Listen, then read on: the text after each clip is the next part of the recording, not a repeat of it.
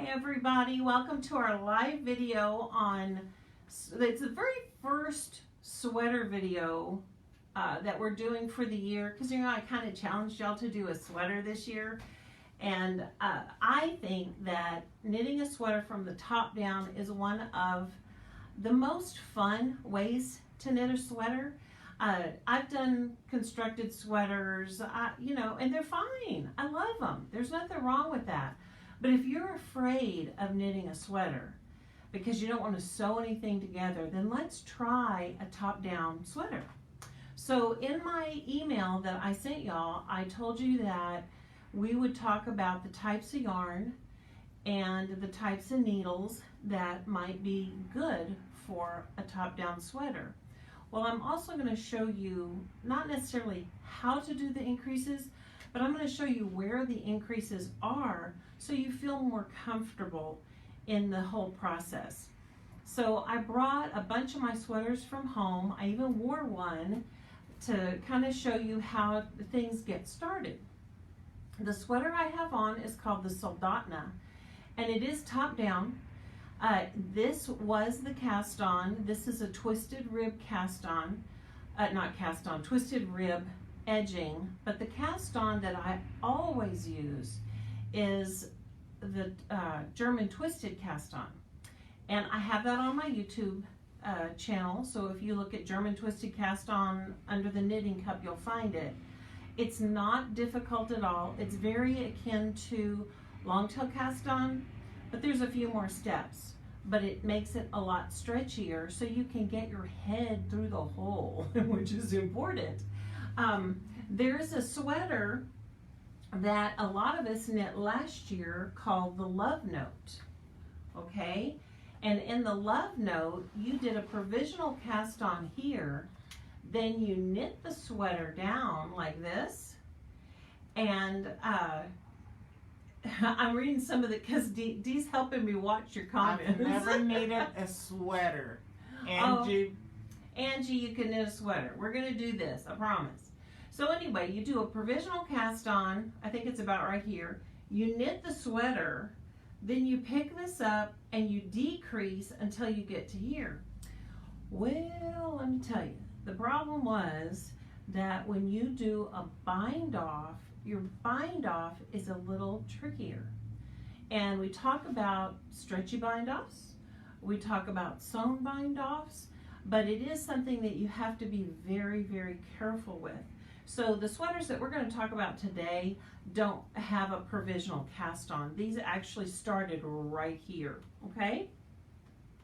All right, so let's get started. All right, so let me talk to you about needles first. You may think, oh, that's weird. But my daughter has been making leather products, and I said, I want a case that holds a project worth of needles. And she said, I don't understand. I said, I want it to hold all the needles I'm going to use to knit a sweater. So when you start to knit the sweater, you use a 16-inch needle. So there's your 16-inch needle. Because you're going to cast on, I don't know, 100, 120 stitches, something like that. It all depends on your pattern. And then as you add the stitches, it gets bigger and bigger. So even though this is a yoked sweater, and because we're going to talk about a raglan sweater here in just a second, but this is added, the exact same amount all the way around. It's okay, it'll be funny. All the way around. So when you get a little longer, then you change to a 24. 24 takes you to about right here. Then you get a little nuts because, y'all, let me show you something. You are here all the way around to here. That's a lot of stitches. So then I switched to a 32. Personally, I use fixed needles only because I like Haya and I buy Haya fixed. That's me. But if you love interchangeables, if you do an interchangeable, then you can just switch out your cables and it's just so much more comfortable. Now, if you start with a 16, you may have to change that up a little bit. Sometimes people are comfortable knitting with 4-inch needles, even you know, farther down, my hands are too big and I can't use shorter needles for that long. I can knit a hat, I can knit to here, but for an entire piece, it's not comfortable for me. Okay, so then when you knit around here, okay, the sleeves, then you pick it up, back up with your 16-inch needle. And I'll show you what I'm knitting right now. This is called the Gracious Sweater.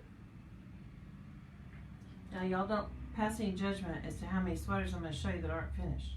There's a lot of them in bags that you're not seeing, but I'm still working on them. Okay, so here's the sleeve before I picked it up. Here's the sleeve, and I've knit one color, and I just started night before last on the brown, and it's going to be a bracelet length, so it'll hit me about right here, and I don't plan to get smaller, but let's say you wanted to put a cuff on it, and you wanted to do a ribbing. Well, then you're going to have to decrease, and that's not going to fit on a 16-inch needle.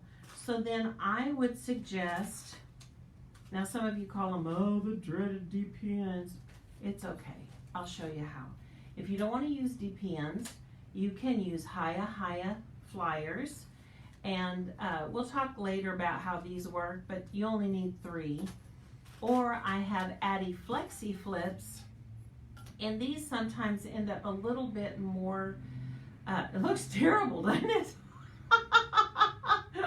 But anyway, it's a lot easier to work with, especially because they're longer. They do kind of look like a weapon. It's not. It's okay. It's all good. It's all good. All right, so there are needles. Okay, and the type, let me tell you about the types of yarn that I've used in sweaters. It's always fun and easiest if you use the gauge yarn that the sweater calls for. There is a sweater called the Ranoculus that I love, and this is the Ranoculus. Okay, it's a lot of fun. It's an enjoyable knit, and again, it is a yoked knit, and there's lots of different patterns in it. Here, I'm gonna give you this. So that I used a DK, but the pattern says you can use lace weight or other things. I think I'm gonna do it again in a lace weight, almost not silk cloud, but something like it, so it is a bit more open. My daughter wants one that she can wear over something, and she wants it to be real open. So I think that would be a lot of fun. The this sweater that I showed you, the Gracious, this is done in fingering yarn. And I always swore I would never do anything in fingering because I didn't want to use a size 2 needle. I used a size 6 needle, and you can't see through it. I mean, this is a beautiful, beautiful fabric that's created. Just to tell you, this is Madeline Tosh Light, but it has a little copper fleck in it, but it's a single ply, lovely, lovely yarn. The Turtle Dove sweater that's done through Espacio Tricot, like the Gracious sweater, they did the Turtle Dove in 2 different yarns, and you can purchase the patterns in 2 different ways. I used a real thick, heavy llama yarn, and I used a size 10 needle. Yes, a size 10 needle. So it was a lot of fun. It went really fast. We were going to go to New Mexico, and I wanted to wear a new sweater so I could get it done. So that was nice. Okay, so let's talk about how things are constructed so you won't be afraid of what's going to happen. Let's talk first about a pullover sweater. So think about this part as being the brim of a hat, okay? All right, so, oh, I forget that it's all backwards. Okay, so here's your cast on, okay? This is your beginning around, and in this case, I'm putting it in the back, all right? Then at some point, right in the sweater, they're going to tell you to put in 4 markers, okay? And the 4 markers divide the sweater into the back, the front, and the 2 sleeves. So it makes sense to you. If you look at it from the top, you can see all those parts of the sweater. Now, do you see my little blue circles? There's 1, 2, well, let's go this way since we're gonna knit this way. 1, 2, 3, 4, 5, 6, 7, 8. You're gonna add 8 stitches every other round. Now, if you did it every round, your sweater would kind of look like this, and it'd look a little silly. So you want it to, it's kind of like, you know, when you decrease a hat. You decrease a hat every other round to create a natural flow. So when you add the stitches, now it may be different on your pattern, but in general, even if you did a baby sweater, okay? A baby sweater works the exact same way. So you're gonna increase, and then you're gonna knit around, and then you'll increase, and then you'll knit around. If you're interested in a basic sweater pattern that has a little cute little edge to the side, it's called the Flax, F-L-A-X, by Tin Can Knits. And that's knit just like this, okay? All right, and so let's talk about a cardigan. Maybe you don't like to pull a sweater over. Maybe you want to do a cardigan. Don't be leery about that. It's gonna be okay. It's gonna be okay. Hey Liz, it's good to see ya. So we're gonna talk about it like this. You can't knit it in a circle, okay? So in order to create that stockinette stitch that you might like, depending on what your pattern says, you have to purl back. So it's no big deal, but you're gonna purl back. So we'll start here. Okay, we'll start at the left front. I'm working all backwards. And then we'll go this way. And see how you increase right here? All right. And then you'll turn around and you'll purl back and you won't do any increases. So typically with, and again, it's according to your pattern, but typically with a cardigan, you're going to increase on the right side rows, okay? And to increase, it's going to be fun. You may increase by knitting front to back. It may be increased by a color change if you're doing a color sweater. It may be that it's in lace pattern and you just do a yarn over. It can be that simple. I tell you, it's not difficult. You can do this. The only other thing that I want to add today is because the reason I want to add it today is if y'all get started, your pattern may say that there is a choice to do a little bit more in the back than you do in the front. They're short rows. So let me show you this. And Dina, I know you're not watching because you're teaching school, but Dina taught me into starting this sweater and I just love it. I can't wait to finish. This sweater was done in DK. It was knit on a size 6. This sweater is done in DK. It's also knit in a size 6, maybe a 7. But this is the back, okay? And what you're looking at is the front. But let me show you something. As I turn it around, look how much more, this is called warm woolen mittens. Look how much more there is back here than there is here.